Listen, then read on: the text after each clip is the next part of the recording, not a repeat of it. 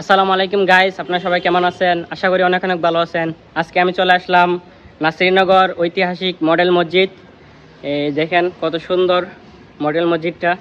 আপাতত এখানকার কাজ এখনো চলমান রয়েছে। দেখেন আমি একটু দেখাই, যদি আপনাদেরকে একটু দেখেন, একটু আমি আপনাদেরকে দেখাই। এই যে এই জায়গার কাজটা কিন্তু কমপ্লিট হয় নাই। যদি কমপ্লিট হইতো তাহলে এই দিক দিয়ে মানে বেড়া দিয়ে রাখতো না আর কি। তো পাশে উঠবো, আপনারা আমার সাথে থাকেন, ভিডিওটা স্কিপ করবেন না। লং টাইমে আপনারা একটু দেখবেন প্লিজ। তো আমার সাথে থাকেন, ভিডিওটা আমি করতেছি দুপুর 3টার দিকে। একটু সাথে থাকেন, দেখেন আমি কিভাবে উঠতেছি ভাইয়া ভাইয়া। একটু সাথে থাকেন, ভিডিওটা কেউ স্কিপ করবেন না।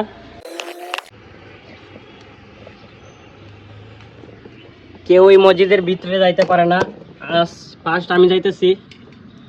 তো আমার কাছে খুবই কষ্ট, কি বলবো, ভিডিওটা নিতে সময় পাচ্ছি না। এতটা কাইন্ডলি বলা লাগে।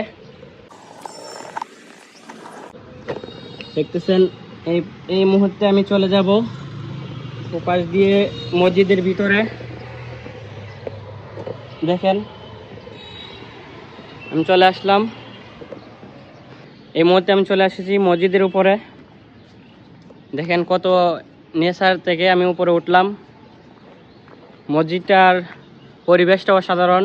তার পাশে রয়েছে একটি পুকুর, খুবই চমৎকার বলতে। এই মুহূর্তে আমি চলে এসেছি মসজিদের ভিতরে বা মসজিদের গেটের মধ্যে আর কি। তো এতটা গরম, কি বলবো। দেখেন গেট কিন্তু লাগাইল, এই যে ঢোকার কোনো রাস্তা নাই, এই পাশে তালা দেওয়া মনে হয়। আমি যদি একটু দেখাই আপনাদেরকে, দেখছেন কত সুন্দর মসজিদটা।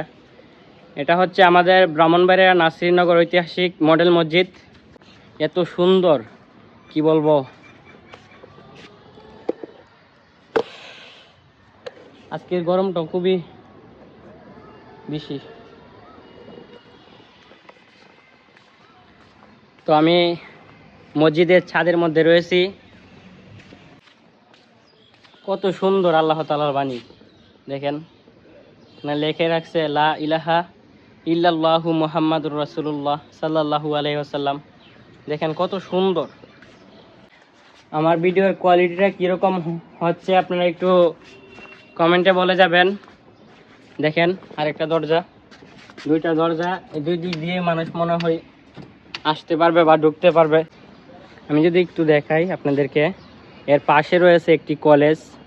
দেখেন কত সুন্দর জায়গাটা। তো ভিডিওটা কীরকম হয়েছে আপনারা কমেন্টে বলে যাবেন। এই পর্যন্ত আপনাদের সামনে